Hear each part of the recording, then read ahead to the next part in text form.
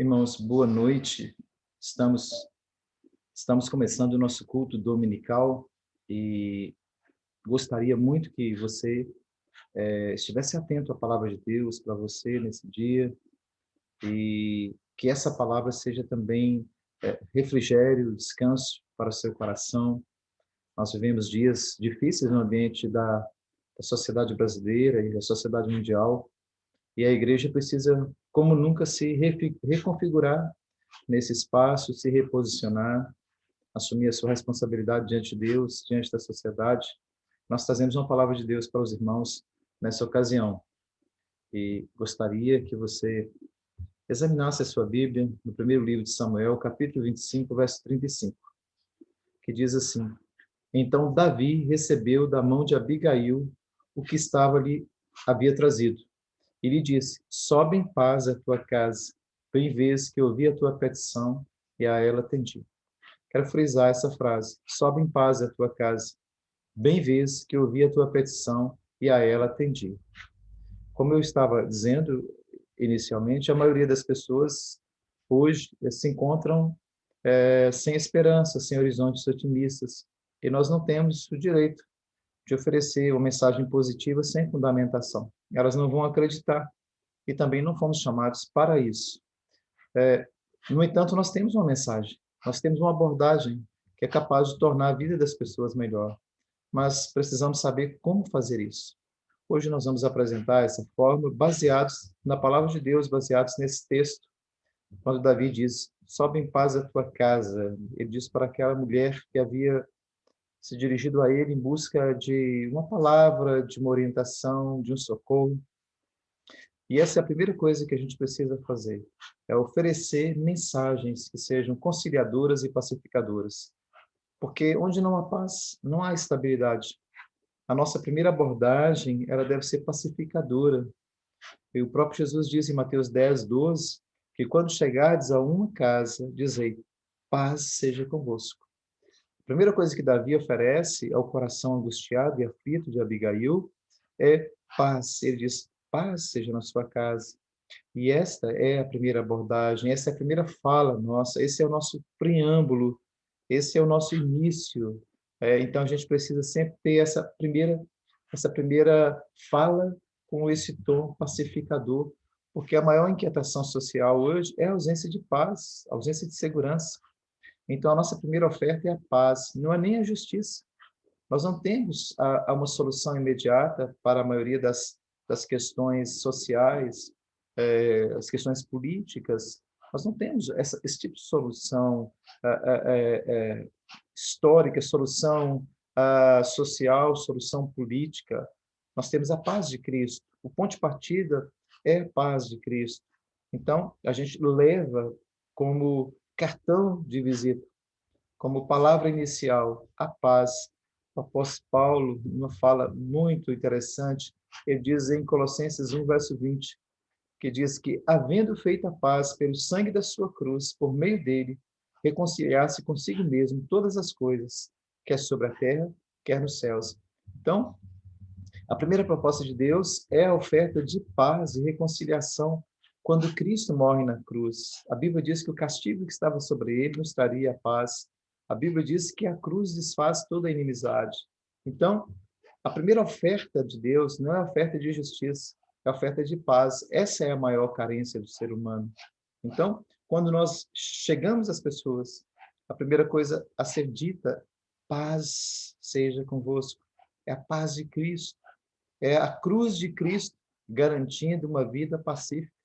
E nós precisamos oferecer mensagens que tragam conciliação, né? Especialmente em ambientes, né, de litígio, de contenda. Muitas vezes a gente chega no espaço e as pessoas estão carregadas de animosidade, de ira, de contenda.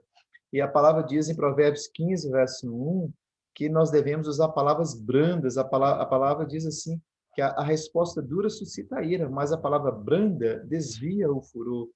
Então, essa é a ideia. É você chegar com a palavra branda, uma palavra pacificadora, conciliadora, né? O maior bem que uma sociedade pode alcançar não é uma prosperidade, não é um sucesso, não é a riqueza, mas é a paz nas relações fraternais, O maior bem que uma sociedade, que uma família precisa é a paz. E essa paz, ela vem de Cristo. Então, a nossa fala, ela é, antes de tudo, uma oferta de reconciliação, reconciliação com Deus, reconciliação com as pessoas. As pessoas estão carentes disso, embora existam sintomas externos que parece que não é a paz, a pessoa está precisando de tantas outras coisas, a gente olha assim, está precisando de comida, de roupa, etc. Sim, é verdade. Mas esses são sintomas. A origem, a causa, o início de tudo é a falta de paz. As pessoas precisam de paz. Você observa na nossa própria experiência cristã que às vezes e eventualmente pode estar faltando alguma coisa de ordem material, seja ela qual for, mas a gente tem paz. Essa paz nos dá condição de passar pelas provações. Então, o maior bem que uma sociedade pode alcançar é a paz. E essa paz, ela é oferecida através da nossa fala, do nosso discurso, a nossa mensagem, uma mensagem que concilia, que pacifica, que desfaz os litígios. Jesus diz: bem-aventurado os pacificadores. Então, existe uma proposta de paz. Então, quando você chegar às pessoas, talvez você não tenha soluções para questões maiores, de ordem econômica, de ordem financeira, ou talvez tenha, mas essa não é a principal solução.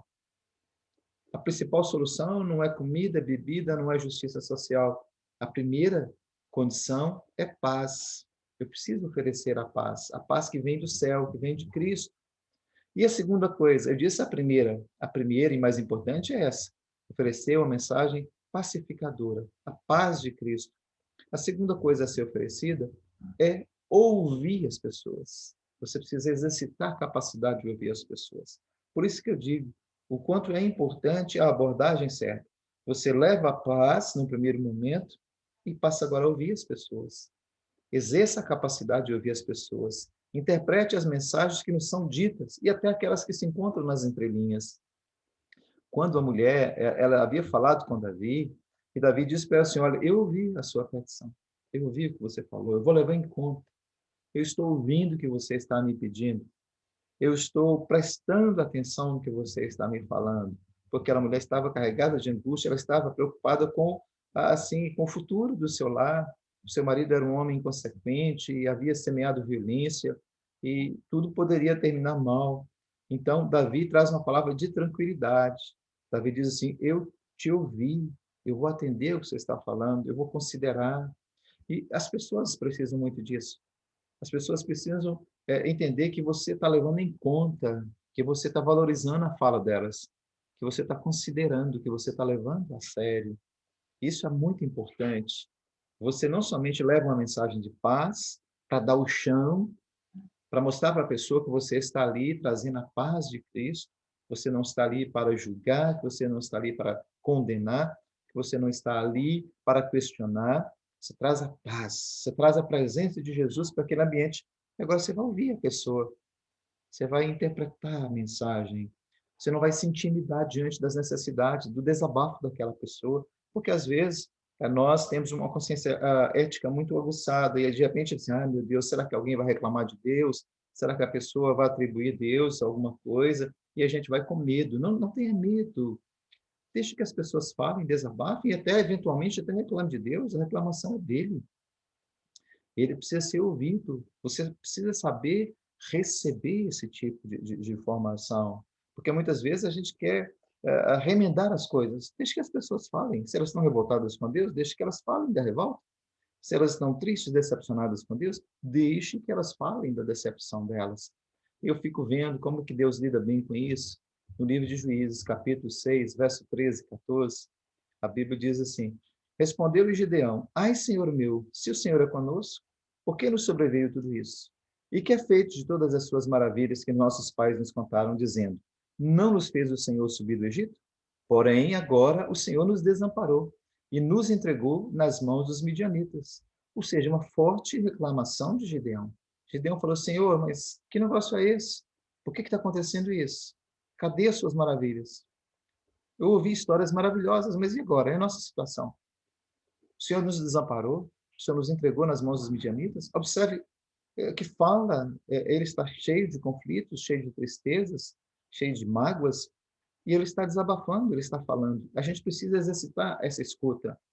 da pessoa que desabafa, da pessoa que tem reclamações, da pessoa que tem conflitos.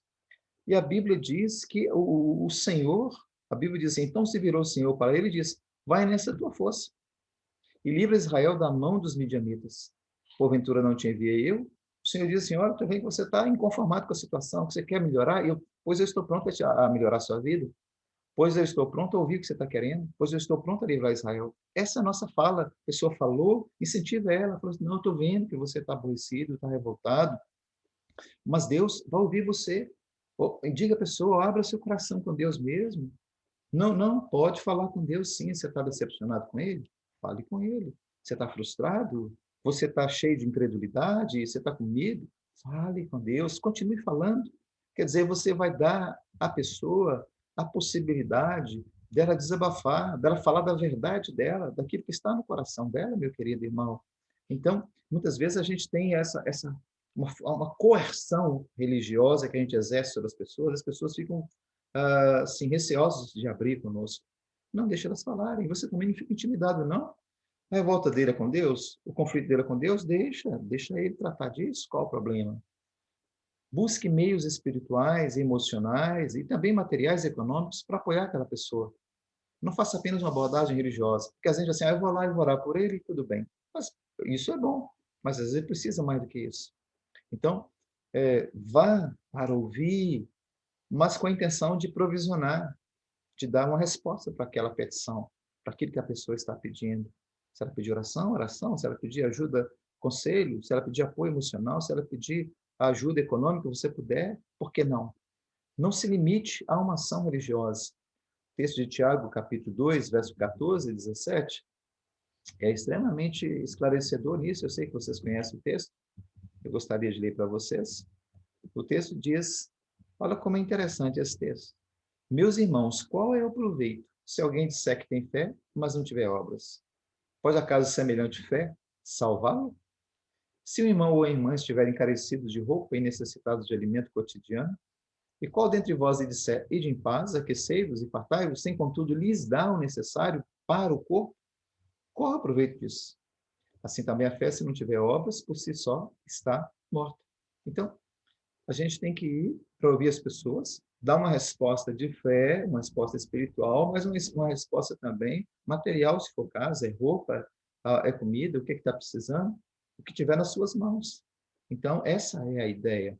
As pessoas querem falar e muitas vezes elas não falam porque têm a impressão que não vão ser ouvidas, que não vão ser atendidas e que não vai adiantar nada elas abrirem o coração.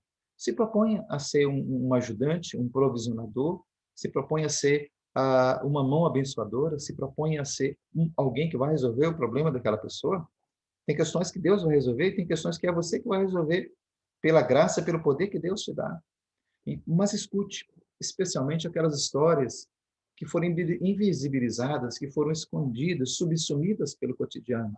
Há tanta história que está ali encoberta, que você não tem acesso. Tente ouvir essas pessoas.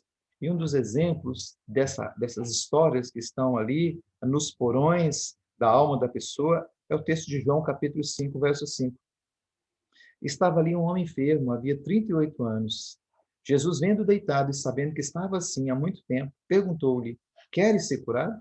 Respondeu-lhe o enfermo, não tenho ninguém, Senhor, que me ponha no tanque, quando a água é agitada. Pois enquanto eu vou, desce outros antes de mim. Então lhe disse Jesus, levanta-te, toma o teu leito e anda. Imediatamente o homem se viu curado e, tomando o leito, pôs-se a andar. E aquele dia era sábado.